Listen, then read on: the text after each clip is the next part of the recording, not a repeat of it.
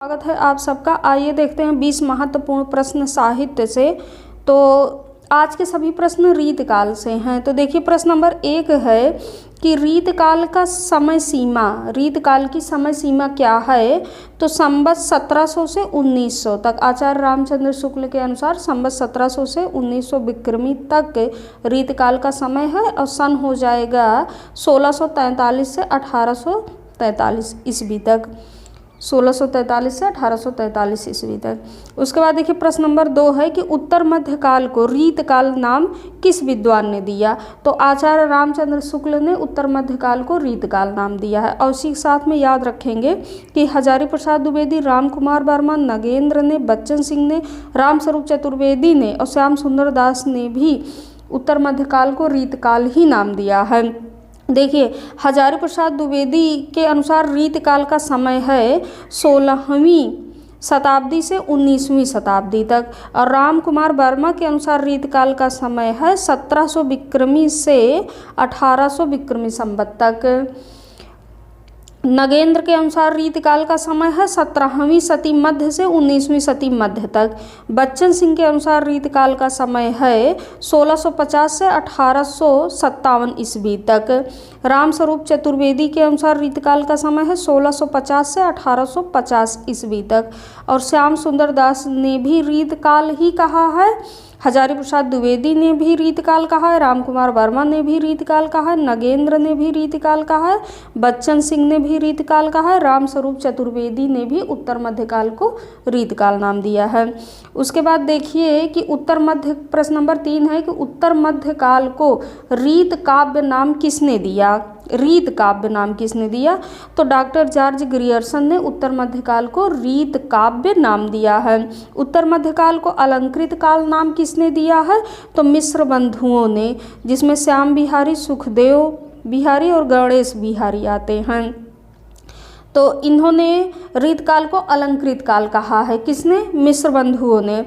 रीतकाल को कलाकाल किसने कहा है। तो रामशंकर शुक्ल रसाल ने रीतकाल को कलाकाल कहा है। रीतकाल को अंधकार काल किसने कहा है। त्रिलोचन ने कहा है। रीतकाल को अंधकार काल त्रिलोचन ने कहा है। रीतकाल को अपकर्ष काल किसने कहा है। तो गणपति चंद्र गुप्त ने कहा है। रीतकाल को श्रृंगार काल किसने कहा है। तो विश्वनाथ प्रसाद मिश्र ने कहा है। प्रश्न नंबर 10 देखिए कि कालक्रम की दृष्टि से रीतकाल के प्रवर्तक कौन है। तो कृपाराम है। इनकी रचना है हित तरंगिणी है, जो कि 1541 ईस्वी में प्रकाशित हुई थी। और हित तरंगिणी ब्रज भाषा में है, दोहा छंद में है। हिंदी काव्य शास्त्र का प्रथम नायिका भेद ग्रंथ है। ब्रज भाषा में है, दोहा छंद में है, हिंदी काव्य शास्त्र का प्रथम नायिका भेद ग्रंथ है हित तरंगिणी।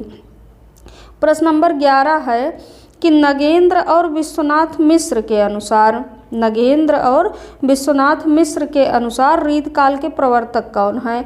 तो केशव दास जी हैं और इनका समय है 1555 ईस्वी में इनका जन्म हुआ था। केशव दास का ये रीतकाल के कवि हैं। आचार्य रामचंद्र शुक्ल इनको भक्तिकाल के फुटकल कवियों में स्थान दिया है। प्रश्न नंबर 11 है कि शुक्ल के अनुसार रीतकाल के प्रवर्तक कौन है। आचार्य रामचंद्र शुक्ल के अनुसार रीतकाल के प्रवर्तक है चिंतामणि। इनका जन्म हुआ था 1643 ईस्वी में, इनका जन्म हुआ था। उसके बाद देखिए 1643 से ही रीतकाल का समय माना जाता है और इनका जन्म भी दिखाया जा रहा है शुक्ल के अनुसार। प्रश्न नंबर 12 है कि हिंदी रीत काव्य के विकास में कई चिंतन और कलाधाराओं का योगदान देखा जा सकता है। प्रश्न नंबर 12 है कि हिंदी रीत काव्य के विकास में कई चिंतन और कलाधाराओं का योगदान देखा जा सकता है। कथन किसका है। तो डॉक्टर रामस्वरूप चतुर्वेदी का कथन है। ये किसका कथन है। रामस्वरूप चतुर्वेदी का कथन है। हिंदी रीत काव्य के विकास में कई चिंतन और कलाधाराओं का योगदान देखा जा सकता है। फिर उसके बाद प्रश्न नंबर 13 में पंक्ति दिया गया है कि नृपत नयन कमला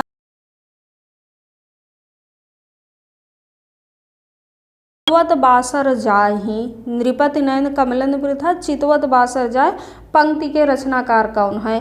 तो मतिराम की पंक्ति है, इनकी सतसई रचना से लिया गया है। प्रश्न नंबर 14 है कि आगे के कवि रिझी हैं तो कविताई ना तो तो पंक्ति के रचनाकार कौन है? तो भिखारी दास जी हैं और यह इनकी रचना काव्य भूषण ग्रंथ को जो देखें चितलाए विविध अर्थ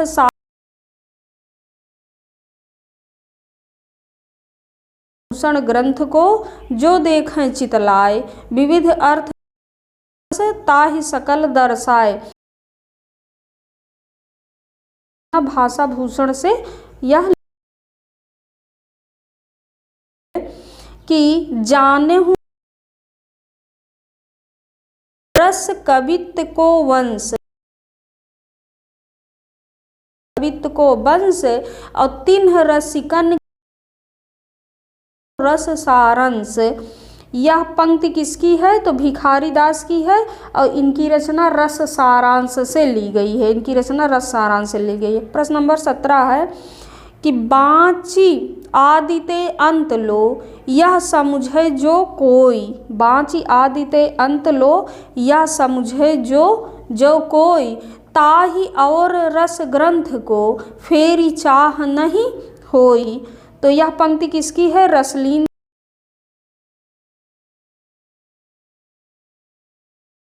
की रीत सुभाषा कवित्व की वर्णन बुद्धि अनुसार। यह पंक्ति किसकी है? तो यह चिंतामणि की पंक्ति है और कविकुल कल्पतरु रचना से यह पंक्ति ली गई है। और ये सारी पंक्तियाँ आपको नगेंद्र की बुक में मिलेंगे, अभी हम आपको बुक में से भी दिखाते हैं।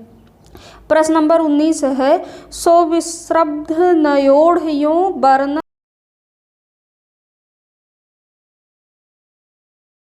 से ली गई है।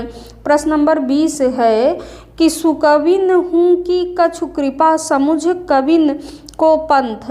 यह भूषण की पंक्ति काव्य और कवि रीत शब्द रसायन यह भी शब्द रसायन से पंक्ति ली गई है और यह देव की पंक्ति है। प्रश्न नंबर 23 है काव्य की रीत सीखो सुकविन सो,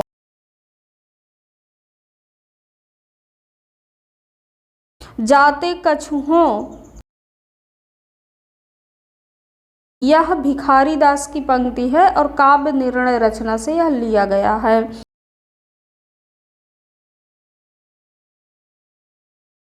प्रश्न नंबर 25 है कि भरत मुनि ने नाट्य शास्त्र में कितने अलंकारों का जिक्र किया है? भरत मुनि ने नाट्य शास्त्र में कितने अलंकारों का जिक्र?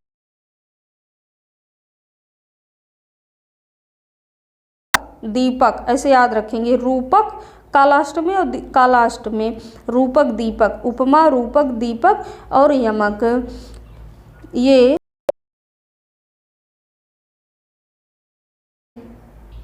आइए देखते हैं पंक्तियों को।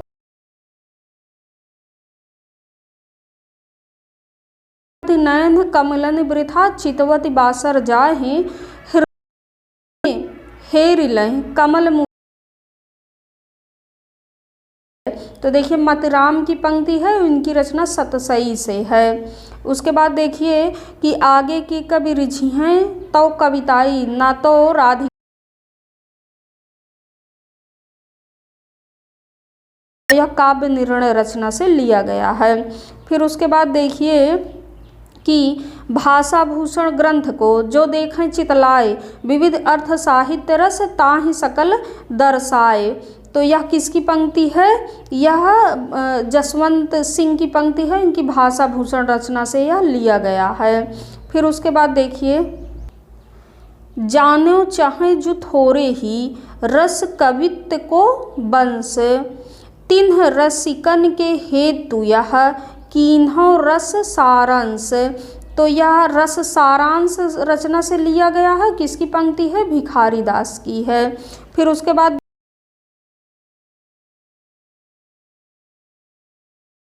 कोई, ताही और रस ग्रंथ को फेरी चाह नहीं कोई। तो यह किसकी पंक्ति है? यह पंक्ति है रसलीन की है और रस प्रबोध रचना से लिया गया है। रसलीन के रस प्रबोध।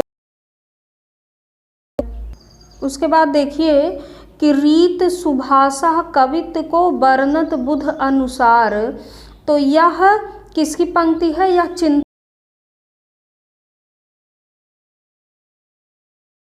से यह लिया गया है। उसके बाद फिर देखिए कि सो विश्रब्ध नयो, यह किसकी पंक्ति है? तो यह मतिराम की पंक्ति है और इनकी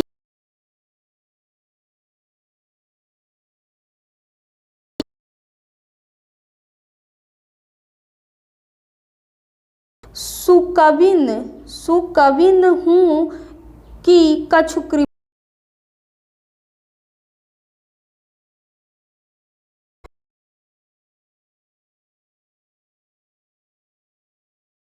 तो शिवराज भूषण रचना से लिया गया है। फिर उसके बाद देखिए कि अपनी अपनी रीत के काव्य और कवि रीति, भाषा प्राकृत संस्कृत देखि महाकवि पंथ। यह किसकी पंक्ति है? तो देव की पंक्ति है। अब किस रचना से लिया गया है? तो शब्द रसायन से लिया गया है। देव की पंक्ति है, शब्द है। उसके बाद देखिए कि काव्य की रीत सीख्यों सुकविन सो, है ना, काव्य की रीत सीख्यों सुकविन सो। और दूसरी पंक्ति है जाते कछुहों हूँ लहों कविताई को पंथ। जाते कछुहों हूँ लहों कविताई को पंथ।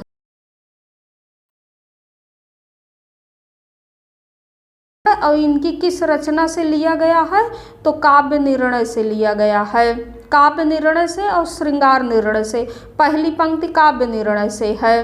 काव्य की रीत सीखो सुकविन सो, यह तो काव्य निर्णय से है। और जाते कछुहों हूँ लहों कविताई को पंथ, यह श्रृंगार निर्णय से लिया गया है। तो धन्यवाद प्रिय विद्यार्थियों, मिलते हैं अगली क्लास में। धन्यवाद।